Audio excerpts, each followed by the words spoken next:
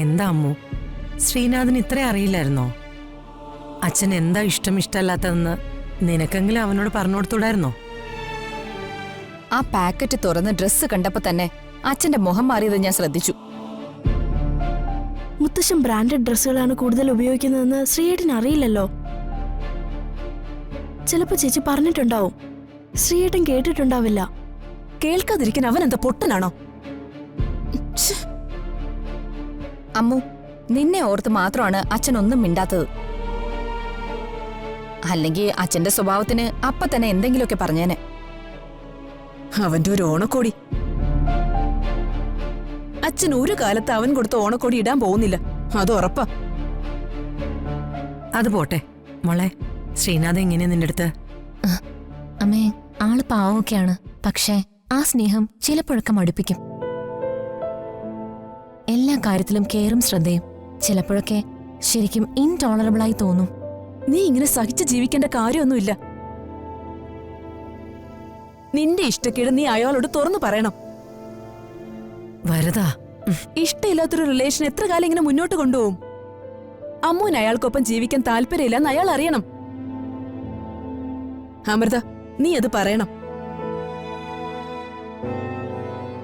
മോളെ, ലൈഫാണ്. പെട്ടെന്ന് ഇട്ടെറിഞ്ഞു പോരാനൊന്നും ഒരിക്കലും അമ്മ പറയില്ല. നന്നായിട്ട് ആലോചിച്ചിട്ട് നീ ഒരു തീരുമാനം എടുക്കണം. സഹിക്കുക, അഡ്ജസ്റ്റ് ചെയ്യുക, ഇങ്ങനെ പറഞ്ഞ പല അമ്മമാരും മക്കളെ ടോക്സിക് റിലേഷൻഷിപ്പിൽ തന്നെ പിടിച്ചു നിർത്തുന്നത്. അമ്മുവിന്റെ കാര്യത്തിൽ അത് തന്നെ ആവർത്തിക്കരുത് പ്ലീസ്.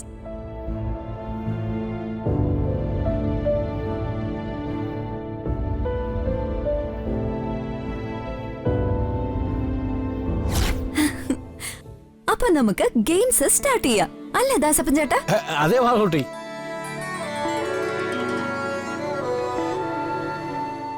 അല്ല, എന്തൊക്കെയാ ഗെയിമുകള്? സുന്ദരിക്ക് പൊട്ടുകുത്തലാണോ? അതൊന്നും അല്ല. സുന്ദരന്മാരായ ഭർത്താക്കന്മാരുടെ കണ്ണുകെട്ടും, എന്നിട്ട് അവരുടെ സുന്ദരിമാരായ ഭാര്യമാരെ അവർ തന്നെ ഒരുക്കണം.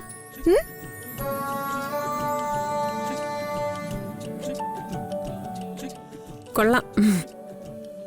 ആഹാ, ഇത് ഞങ്ങൾ പൊളിക്കും അല്ലേ ആശേ? അപ്പൊ എന്താ, തുടങ്ങാം. ആ, ഒരു കാര്യം കൂടി.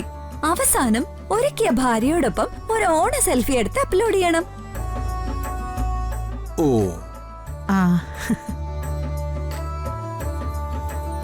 ആദ്യം വിനീതേട്ടനും ശ്രുതി ചേച്ചി.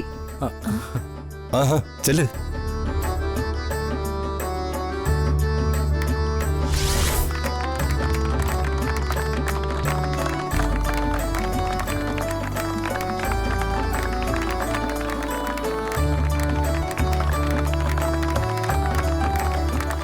ആദ്യം പൊട്ട്. ടൈം പൊക്കോണ്ടിരിക്കാ. പെട്ടെന്ന് പെട്ടെന്ന് പെട്ടെന്ന്. ദേ ഇപ്പൊ ടൈം പോവും.